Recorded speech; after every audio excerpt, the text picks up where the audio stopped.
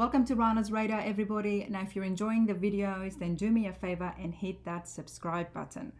Okay, before we get into this interview, I wanted to share some information about the following classic car, which I found out only after I came home and did some research. Now, Guy has a very, very rare car here, 1970 Ford Torino Cobra Twister Special.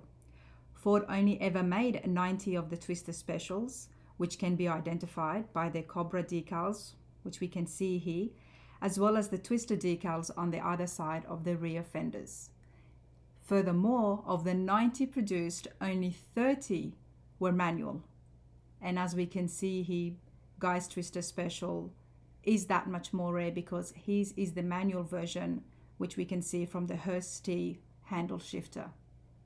Now, more importantly, this is Rana's Radar. Let's find out how Guy came to have this very rare classic in his hands.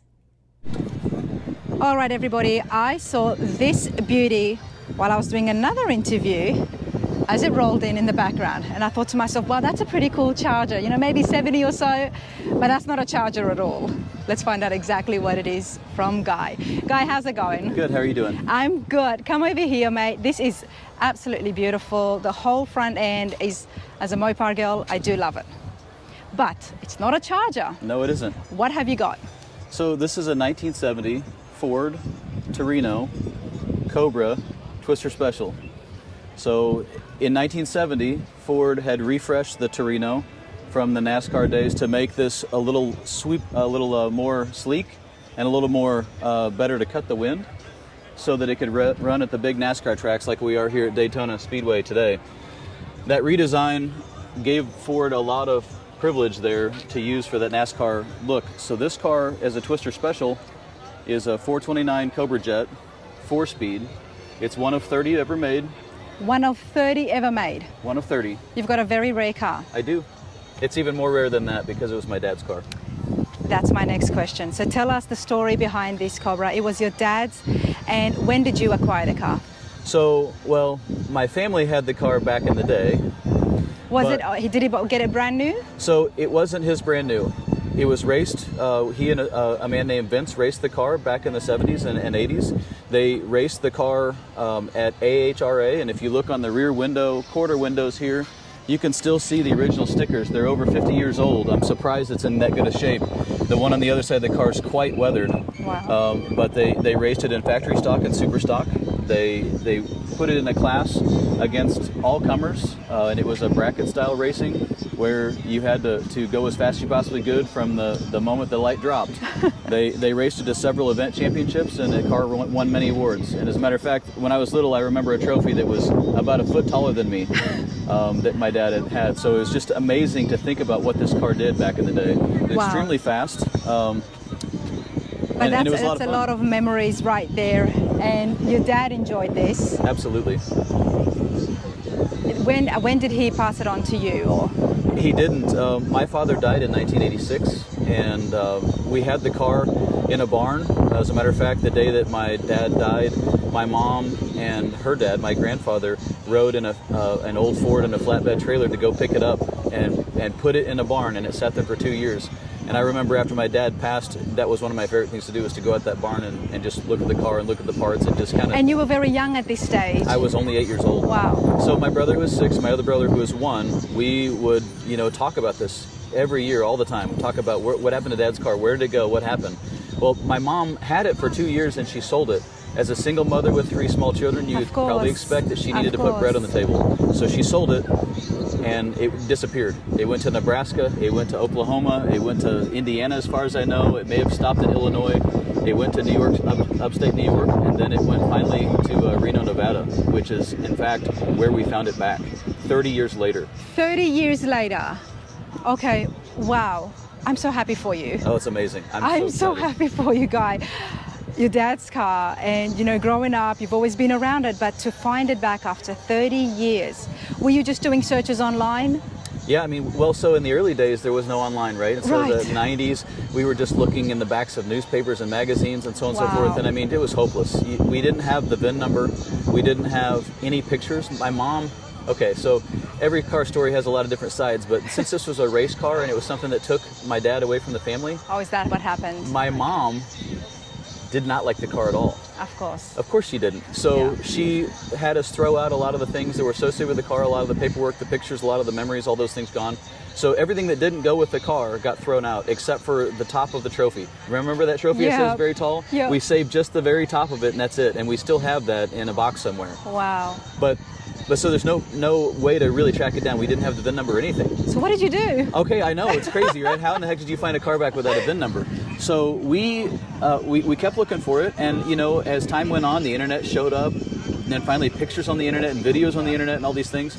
And so my brother in 2018, he sent me a picture of a Barrett Jackson advert for a 1971 Northwest Edition Torino, which looks similar, a little different. The trunk is different, and they've got a different package, but it's another one of these special packages that Ford was doing back in the day.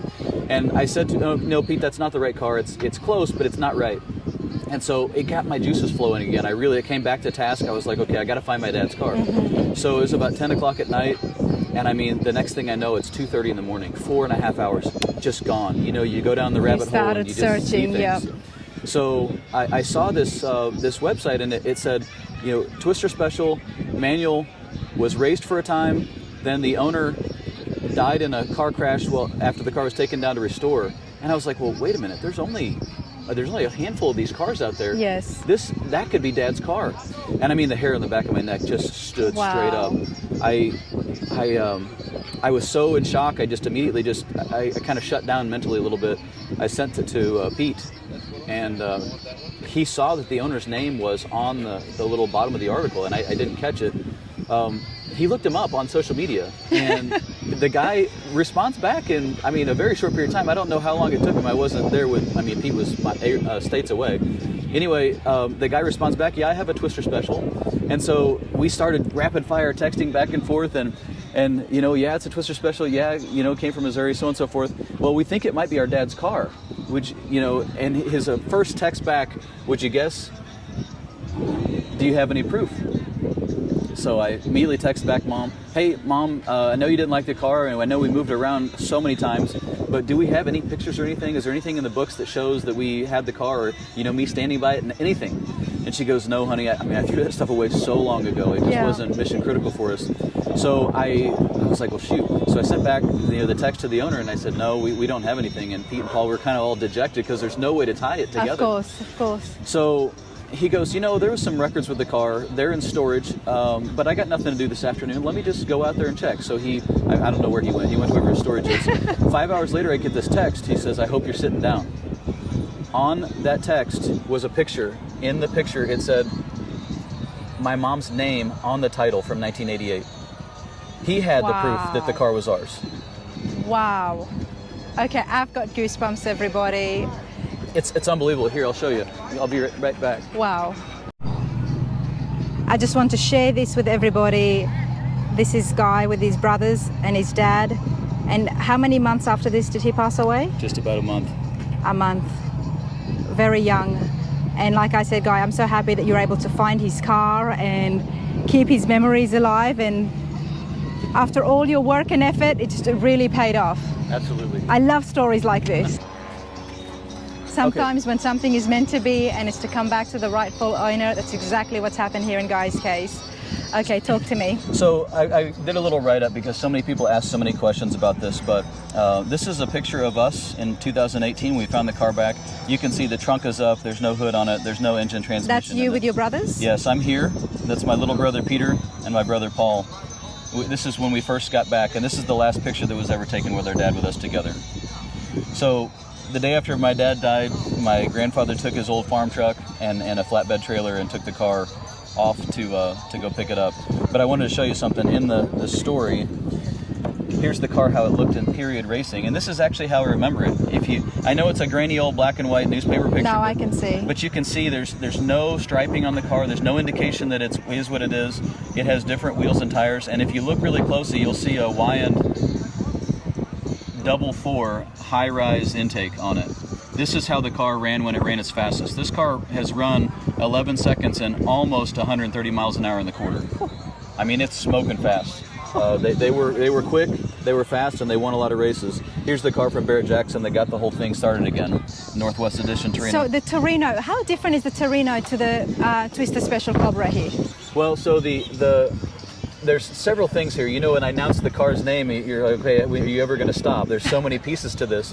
So it's a Ford, right? So yes. Then the next thing is it's a Torino. So in 1970, it's the first time it was actually a Torino by itself. This is a shift from the Fairlane model. Okay. So they still made a Fairlane, but the Fairlane became a trim model of the Torino.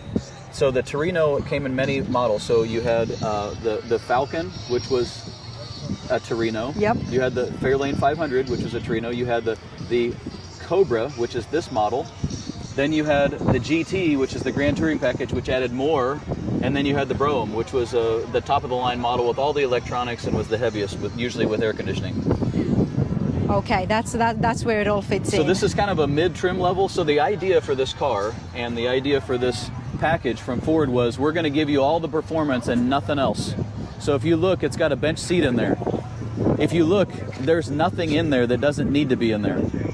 It's a stripper model. Trying to keep it light as possible.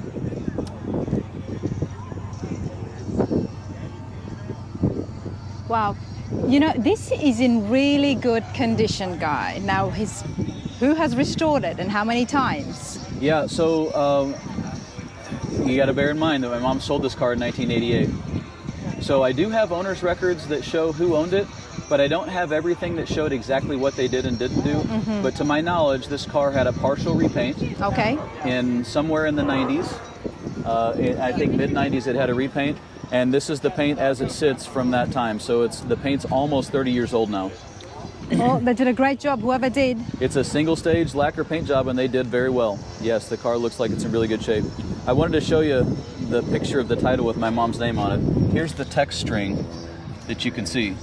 Wow. So, you know, the owner sends back, hope you're sitting down, just found this. Carol Davenport. Wow. So it's unbelievable. But so... It was meant to be. Yeah, I mean, well, I guess if you try hard enough, you can make things happen, right? I love that persistence. You know, we've had a couple other stories where people have been searching for 30, 40 years, but this is just beautiful, honestly. It was meant to come back to you. It's got your dad's memories, something you've been eyeing since you were very young. Yep. And your hard work did pay off. Absolutely. What do you do with this now? How do you enjoy it? You travel around with it? Yeah, so, I mean, this car is a family heirloom. So my grandmother rode in this car for the first time. She had never even seen it. It's her son's car, and she'd never seen it because it was a race car, always in a trailer. Yes. So she drove it for the first time. That experience is almost unspeakable because she was so beside herself. She just could not come to grips with it. It was her chance to reconnect with her son after 30 years. And it's not just that. I mean, your father passed away inside this car. No, he didn't. Oh, he didn't. Okay. He died in a motorcycle. If he would have crashed in this car, I'm sure this would be wadded up in the corner of some wreckage yard. Yeah. Okay. I can understand that. But this is beautiful. It's a fantastic car. And I appreciate you sharing your story and the knowledge as well, because I had no idea what I was looking at. Like I said, I walked up to it thinking that's a beautiful Charger, a 70s Charger, but no, it's beautiful. Well, thank you for sharing and celebrating the story with us. Absolutely. Thank you so much. Absolutely.